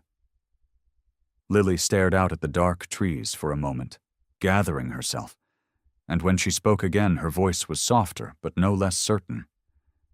"Do you know what my life was like before that night at the diner?" she asked. "I worked. I went home, I slept, I worked again. Nobody was ever waiting for me. Nobody ever asked how my day was and actually wanted to hear the answer. I carried a photograph of a father I did not even remember, because it was the only proof I had that somebody, somewhere, once loved me enough to keep a picture." Her voice cracked, just slightly, but she kept going. "Then you walked into that diner, a stranger. A big, scary-looking man in a leather vest that everybody in town whispered about. And you were the only person who stepped in front of Travis. The only one. Everybody else looked away." "Anyone would have done that," Ethan said quietly. "No," Lily said, shaking her head hard. "Nobody else did. That is the whole point, Ethan. Nobody else did it. You did." She turned to face him fully now, her eyes shining with tears she was fighting to hold back. "You did not just save me that night from Travis," she said. "You showed me something I did not know was true. You showed me that a person could choose to stay, that somebody could look at a mess like me, a lonely girl with nothing and nobody, and decide I was worth staying for. Not because they had to, not because of blood, just because they chose to. Ethan felt something tighten in his chest, an old ache that had lived there so long he had almost stopped noticing it. "You did that," Lily said. "So do not you dare sit out here in the dirt and tell me you failed. You have not failed me once, not one single time." Ethan looked down at his hands, rough and scarred from years of work and years of fights he never wanted but never walked away from either. He thought about all the years he had spent alone, riding from town to town, helping strangers quietly and disappearing before anyone could thank him. He had told himself that was enough, that being needed for a moment was the same as being loved. It was not the same. He understood that now, sitting in the dirt beside this girl who refused to let him quit. Somewhere in the last few months, without him even noticing it happening, Lily had done for him exactly what she said he had done for her. She had shown him that loneliness was not a life sentence. She had shown him that someone could look at a man like him, tattoos and leather vest and all, and see someone worth keeping around. "All right," Ethan said, his voice rough but steady now. "All right, we are not done. We are not letting Voss win, and we are not letting your father run again." Lily wiped her eyes with the back of her hand and nodded. "Together," she said.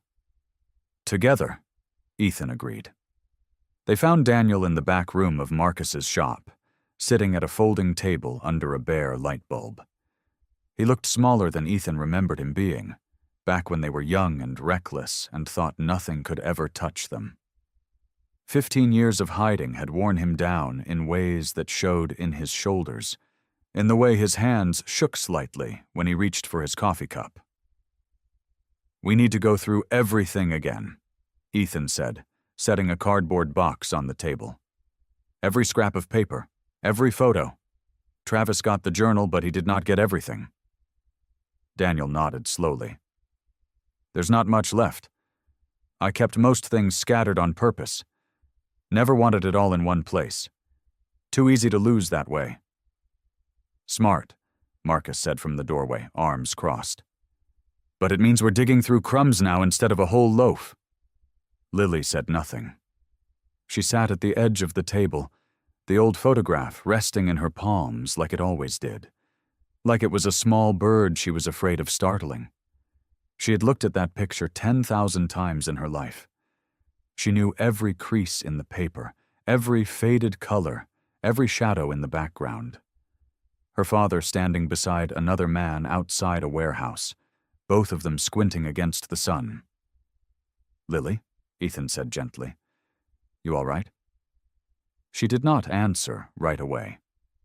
Her eyes moved over the photograph the way they had 100 times before, but something about tonight felt different. Maybe it was sitting across from the real Daniel instead of just a memory of him. Maybe it was finally having permission to look at the picture as more than just proof that she had once been loved. "There's a smell that used to make me think of him," she said quietly, "when I was really little. Motor oil and something sweet like peppermint. I never understood why until now." Daniel's eyes lifted from his coffee cup. "I used to keep peppermints in my jacket pocket. You'd reach in and steal them when you thought I wasn't looking." Lily's breath caught. She stared at her father for a long moment, something in her chest loosening just slightly, like a knot finally given room to breathe. Then she looked back down at the photograph. "Wait," she whispered. Ethan leaned forward. "What is it?" "The warehouse," Lily said, tracing a finger just above the image, careful not to touch the fragile paper itself. "When I was little, before you disappeared, you used to take me somewhere on Saturdays. I don't remember much. I was maybe 3.5. But I remember peppermints, and I remember a place that smelled like sawdust and metal." Daniel's face had gone pale. "You brought me there," Lily said, her voice rising with something between excitement and disbelief. "Didn't you?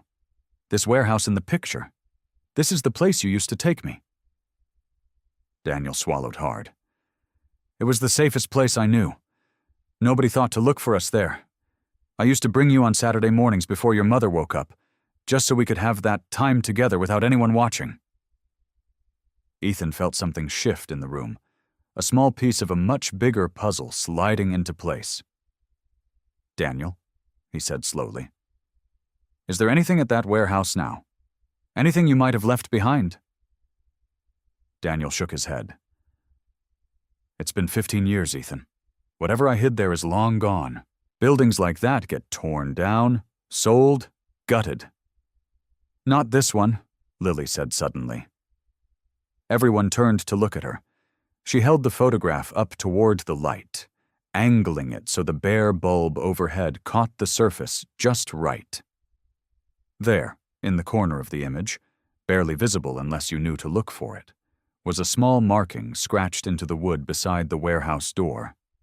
Not damage, not decay. A symbol, deliberate and small, like something only meant to be noticed by someone looking for it. "What is that?" Marcus asked, stepping closer.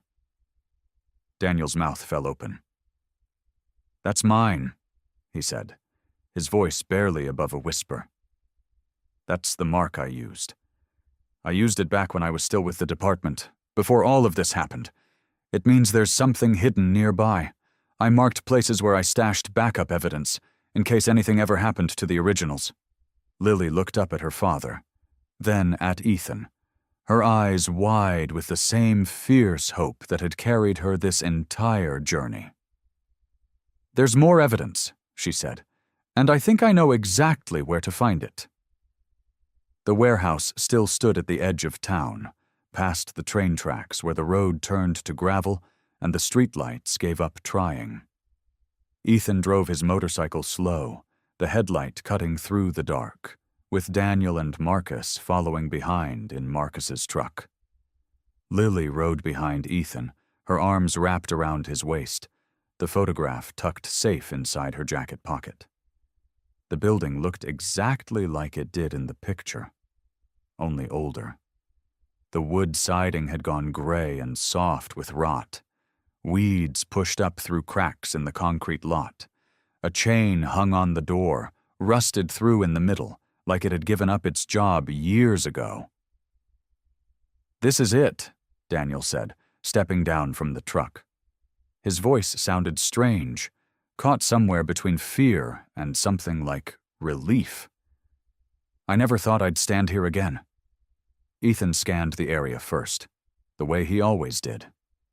Old habits from a life spent watching for trouble. The lot was empty. No cars, no lights except the moon and his headlight. But something in his gut told him to hurry. "Let's move," he said, "fast and quiet." Inside, the warehouse smelled like dust and rust and something faintly sweet underneath. Maybe old wood, maybe memory playing tricks. Lily stood still for a moment, breathing it in, and Ethan saw something pass across her face. Recognition. This was the place. Whatever her 3-year-old mind had stored away, her body remembered it now. "The mark," Daniel said, moving toward the far wall. "I hid things behind a loose panel right where the old foreman's office used to be." They found the office in the back corner, a small room with a broken window and a floor covered in broken glass and pigeon droppings.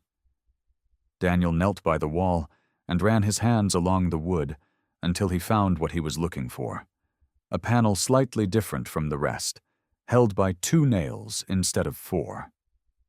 "Marcus, hand me something to pry this," Daniel said.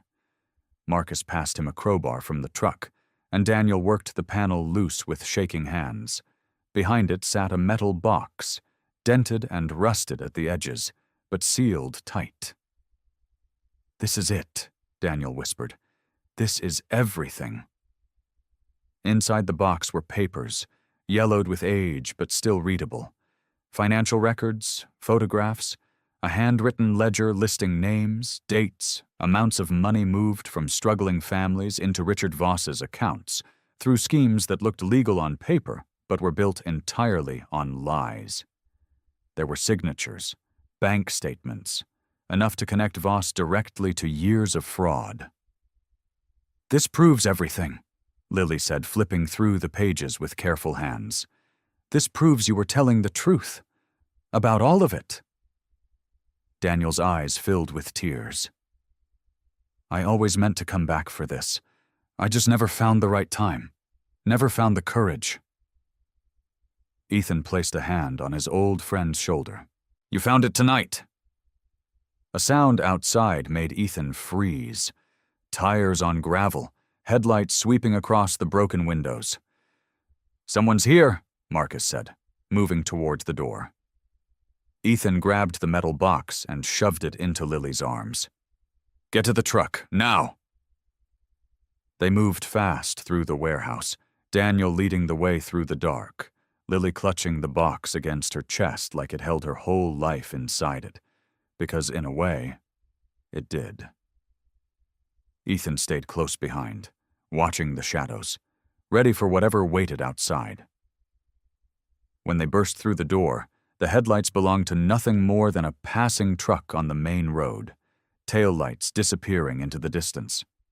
Not Travis, not Voss's men, just bad timing and a scare that left everyone's hearts pounding.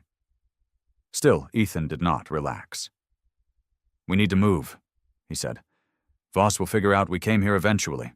Maybe he already knows." Daniel nodded, sliding into the truck beside Marcus. "He's not going to let this go quietly, not after everything we just found." Lily held the box tighter, staring out at the dark road ahead. "Then we don't give him the chance to stop us first."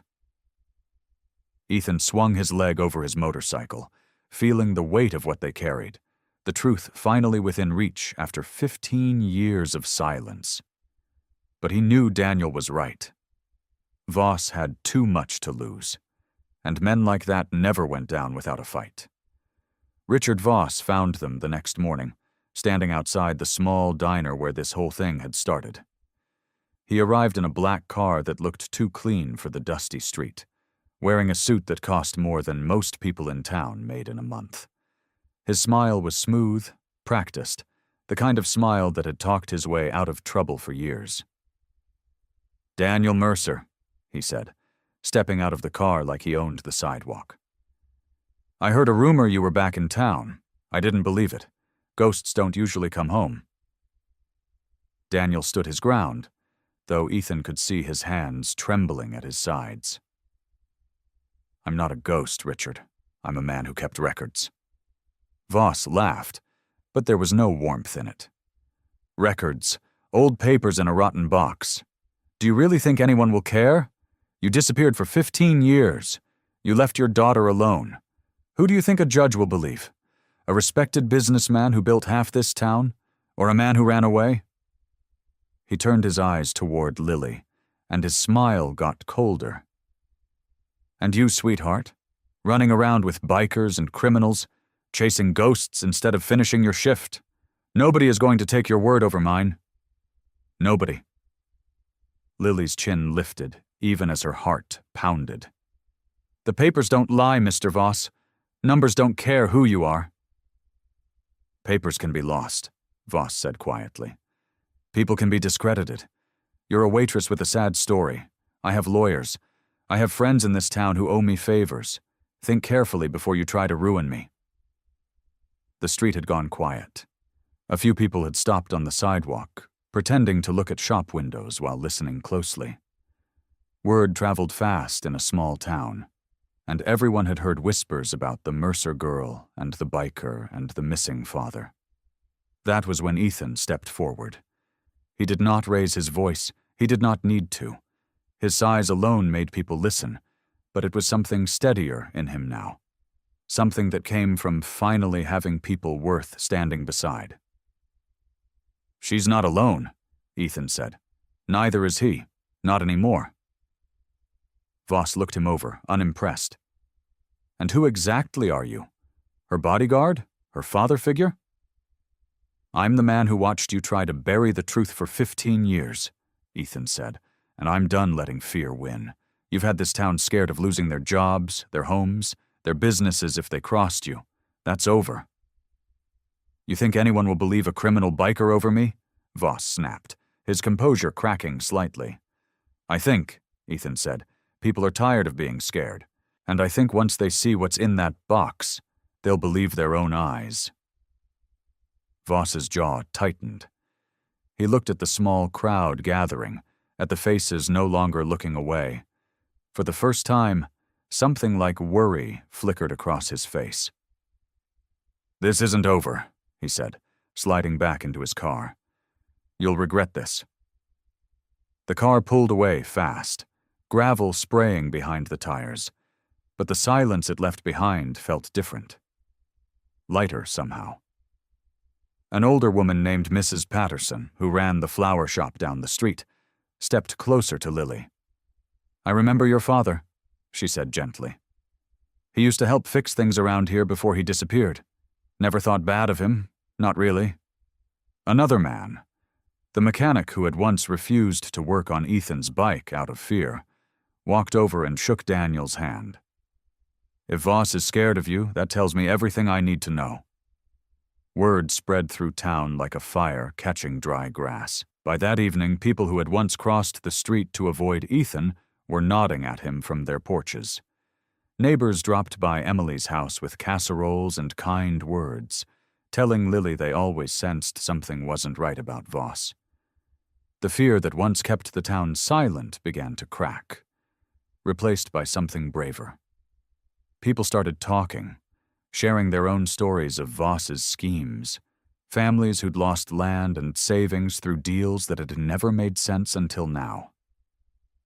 For the first time since Daniel disappeared, the town was choosing to believe the truth instead of fearing the powerful man who had hidden it for so long. The town meeting was held in the old community hall, the same building where church suppers and school plays had happened for 50 years. Now it was packed with people standing along the walls because every chair was taken. Word had spread that something big was going to happen, and nobody wanted to miss it. Daniel stood at the front, a wooden box on the table beside him. His hands shook as he opened it, but his voice was steady when he spoke. 15 years ago, I found out that Richard Voss was stealing from families in this town, he said. He was taking farms through fake loans. He was forcing small business owners to sign contracts they didn't understand. When people couldn't pay, he took everything they had. He lifted a stack of papers from the box. Bank records, signed letters, photographs of meetings Voss had always denied attending. I tried to expose him, Daniel continued, but he found out. He threatened my family. He told me if I went to the police, something would happen to my daughter. I believed him. So I disappeared.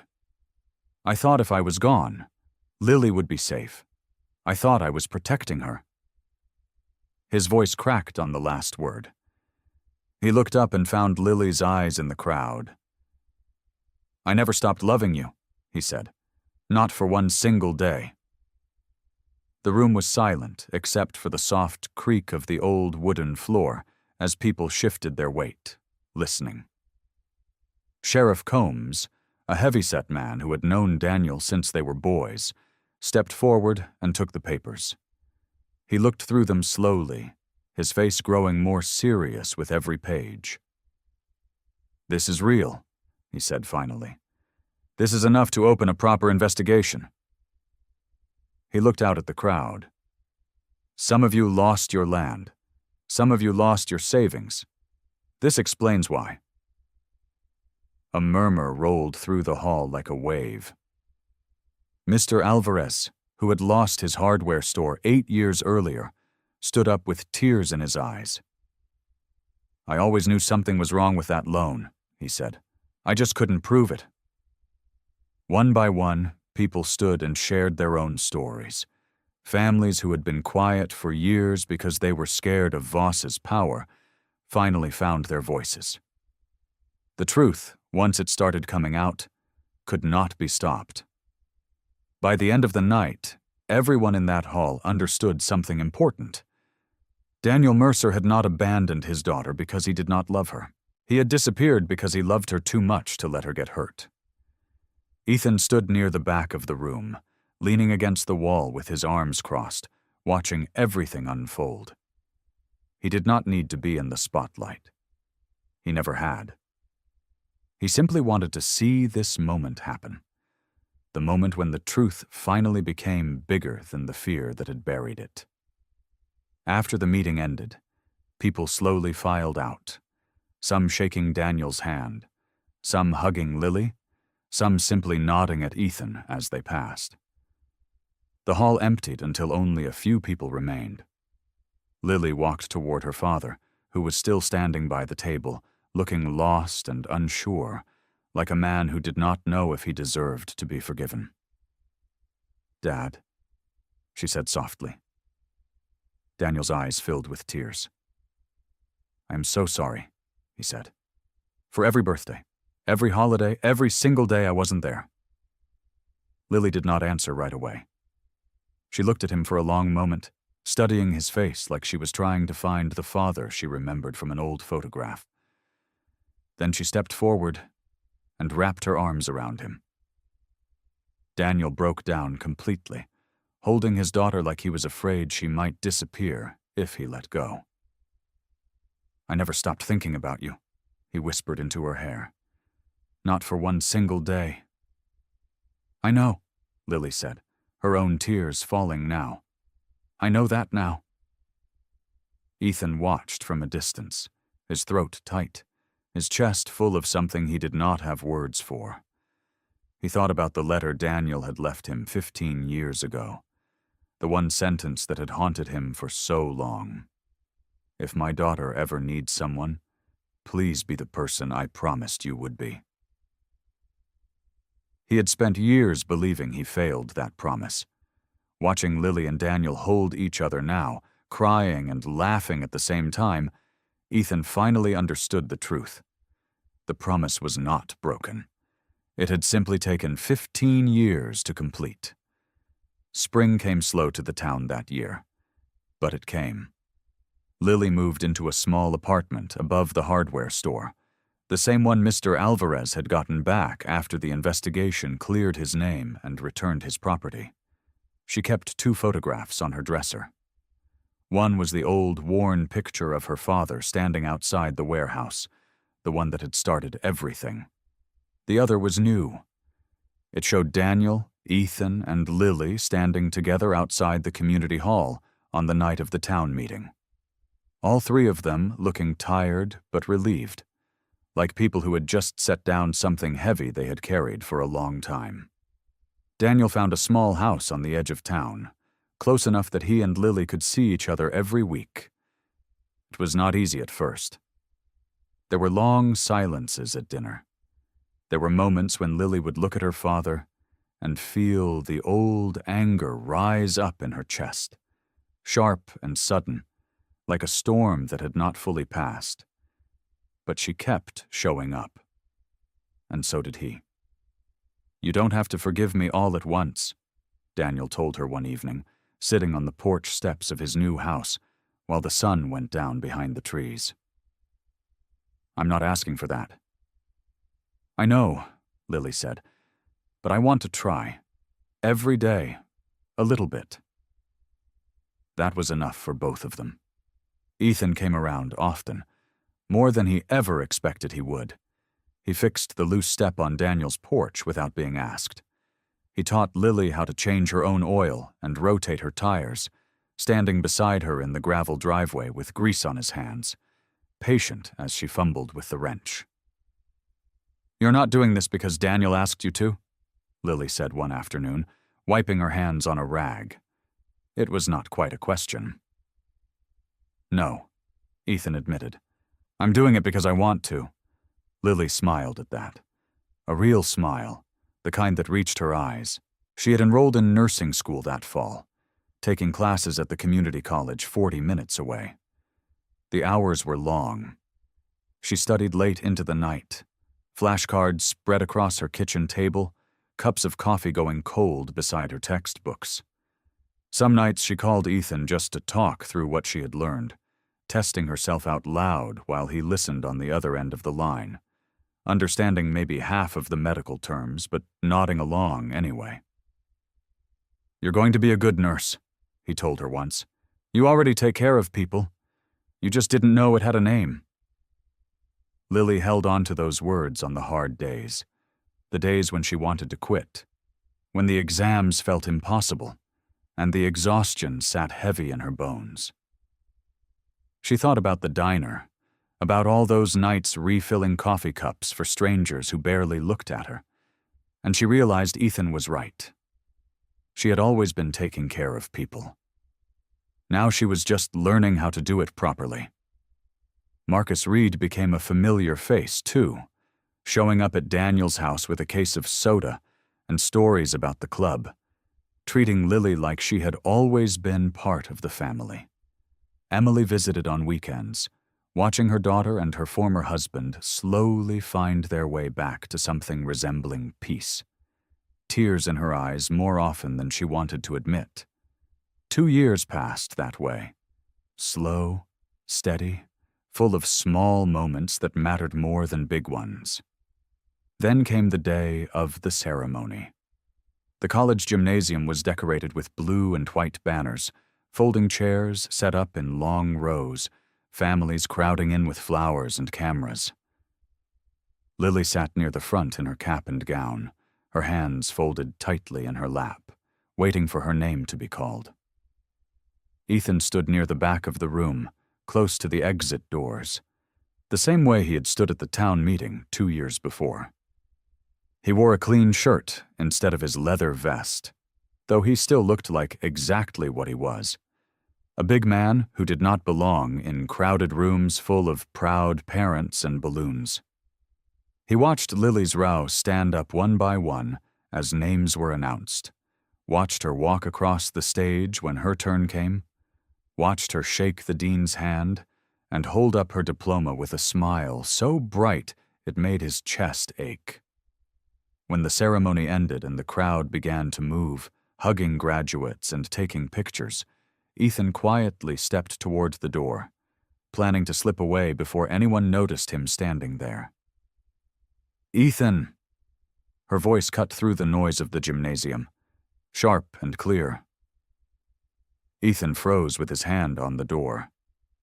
He turned around and saw Lily pushing through the crowd, her cap still on her head, her diploma clutched in one hand like she was afraid someone might take it from her.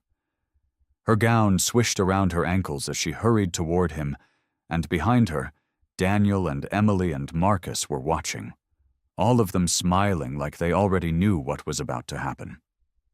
"You were leaving," Lily said, a little out of breath when she reached him. It was not an accusation, just a fact.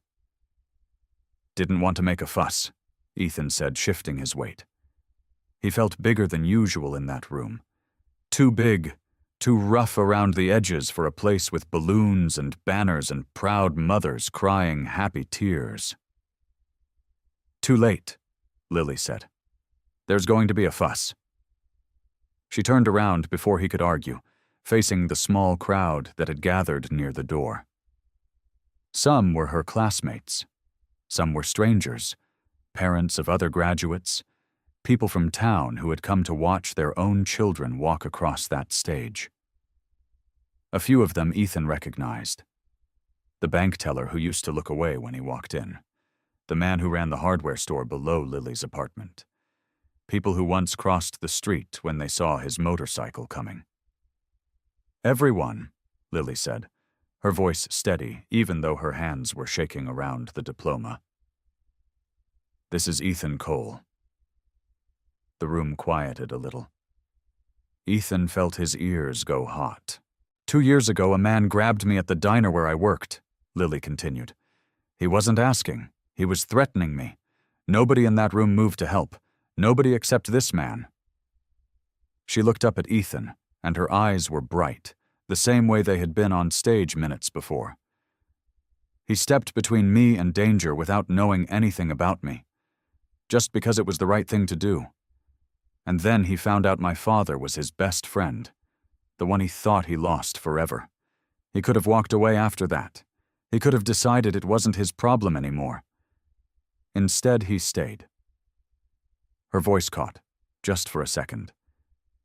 He taught me how to change a tire and how to trust people again. He sat on the phone with me at midnight, quizzing me on things he didn't understand, just so I wouldn't be alone. He is the reason I believed I could stand up on that stage today and call myself a nurse. She wiped her eyes with the back of her hand, laughing a little at herself. "This is the man who saved my life," she said, louder now so the whole room could hear. "He is also the man who taught me what family really means." For a moment, nobody said anything. Then somebody started clapping. It spread through the room like a wave, hands coming together, a few people whistling, Marcus grinning from ear to ear near the back wall, Daniel wiping his own eyes without shame, Emily holding on to his arm.